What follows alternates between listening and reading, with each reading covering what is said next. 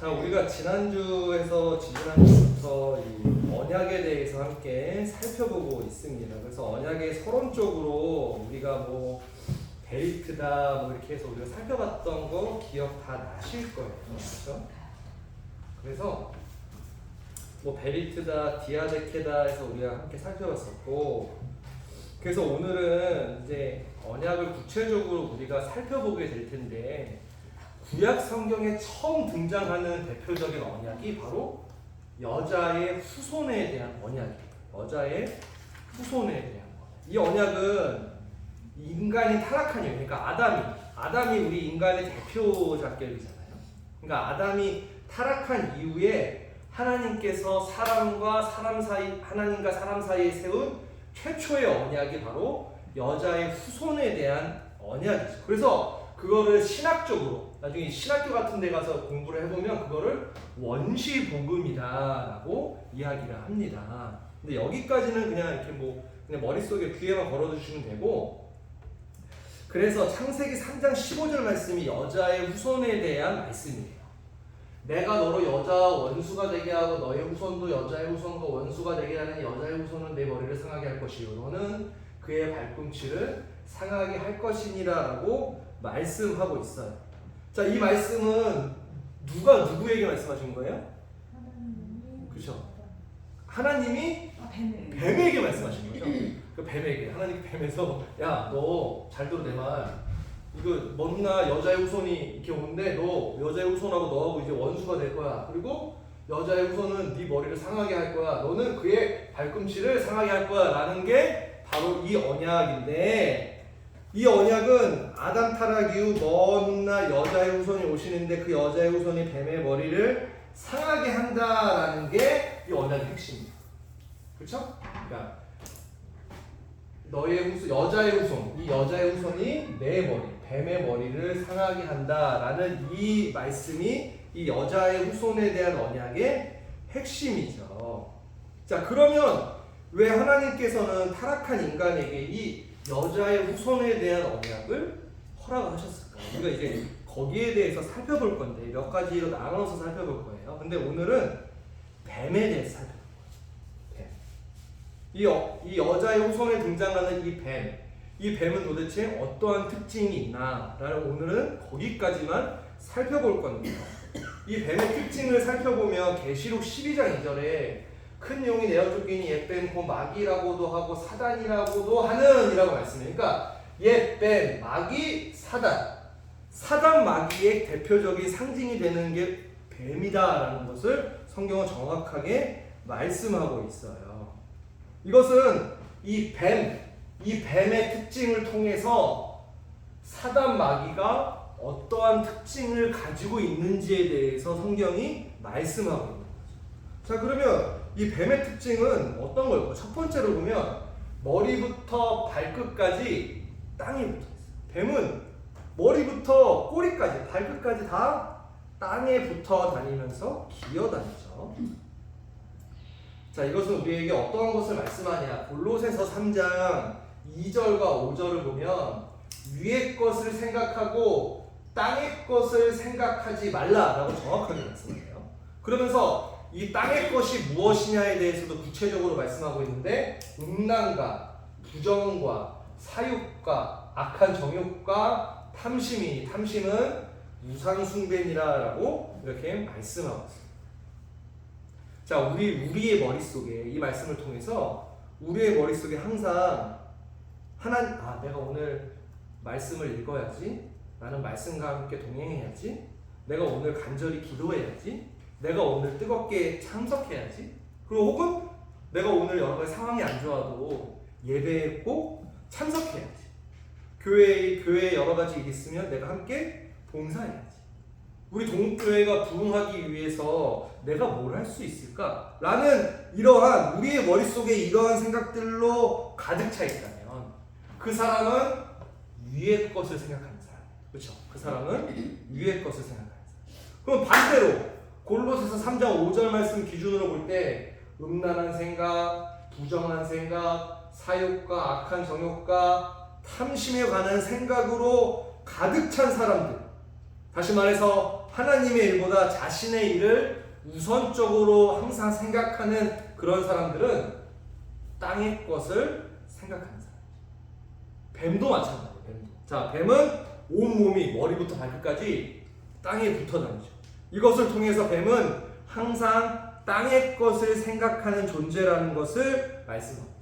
그러니까 사단 마귀 또한 이 뱀처럼 땅의 것만 생각하는 존재이기 때문에 성경은 사단을 그래서 뱀으로 비유적으로 표현하신 거죠. 자, 그럼 두 번째로 뱀의 특징이 두 번째가 있는데 혀의 끝이 두 갈래.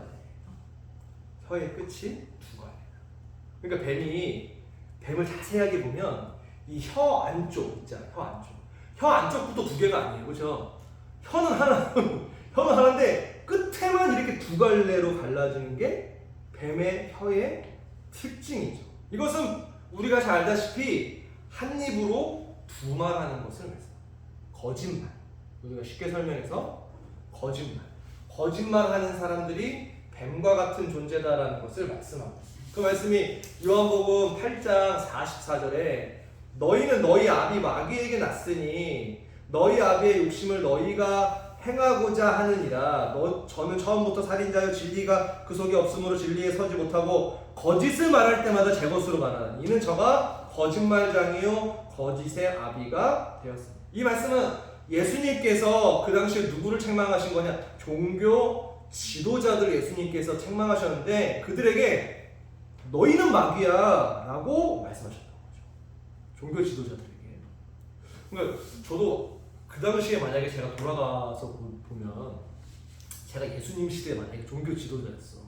그럼 저한테 너 사단마귀 뱀이야 그러면 되게 기분 나빴을 것 같아요. 그렇죠? 이분 뭐야? 받아들이기가 힘들었을 것 같아요. 그렇죠?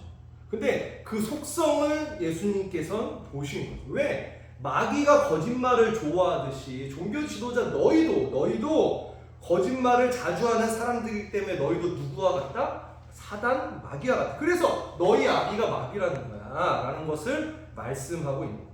그래서 우리도 뱀과 같은 사람이 되지 않기 위해서는 무엇을 조심해야 된다? 거짓말을 늘 조심해야 돼요. 그러니까 거짓말을 하는 순간 뱀처럼 사단, 마귀와 같은 존재가 우리가 되는 것이기 때문에 늘 조심해야 되고 진실만을 얘기할 수 있도록 우리가 늘 노력해야 된다. 자, 계시록 기자는 계시록 22장 15절 말씀을 통해서 거짓말을 좋아하며 지어내는 자마다 성 밖에 있으리라 라고 말씀합니다. 이 말씀이 굉장히 중요한 말씀이에요. 계시록은 마지막 때를 말씀하고 있는데 자, 성 밖에 있으리라 라고 말씀합니다. 이 성은 어떤 성이에요? 마지막 때에 새 예루살렘 성을 말씀합니다. 그러니까 천국이야, 천국. 그러니까 천국에 들어가지 못하는 사람, 성 밖에 있대. 들어가지 못하는 사람들이 누가 있냐? 뭐 이런 사람들, 술개, 행음자, 살인자 이런 사람들이 있는데 성경은 거짓말을 좋아하며 지어내는 자마다 성 밖에 있으리라라고 정확하게 우리에게 말씀합니다. 거짓말하는 사람은 마지막 때 새 예루살렘 성에 너희는 절대로 못 들어온다라는 것을 말씀하고 있는데 여기서 중요한 표현이 바로 이 좋아하며라는 표현. 좋아. 분명히 성경은 거짓말을 하며 이렇게 말씀한 게 아니라 거짓말을 좋아하며라고 성경은 정확하게 말씀하고 있어요. 좋아한다라는 건 그 사람이 거짓말을 습관적으로 자주 한다라는 것을 말씀하고 있고 좋아한다라는 것 자체가 거짓말이 죄가 죄인지 모르는 사람들을 말씀하고 있어요. 그러니까 내가 뭔가 유익이 되고 이익이 되면 내가 뭐 죄 짓는다 이런 생각 안 하고 그냥 습관적으로 거짓말. 이런 사람들은 새 예루살렘 성에 들어오지 못한다라는 것을 말씀해요. 그러니까 우리도 이 땅 살면서 거짓말을 할 때가 있다 없다? 있어요. 그래서 거짓말 안 하고 산다라고 손 들어보세요. 그러면 아무도 없어. 그런 식 분들이 거짓말하는 거야. 사람은 누구나 거짓말 할 순간이 있습니다. 살다 보면은 그럴 순간이 있어요. 그런데 우리가 이 말씀을 통해서 그럼 나는 이제 새 예루살렘 성에 못 들어가는 거야? 아니죠.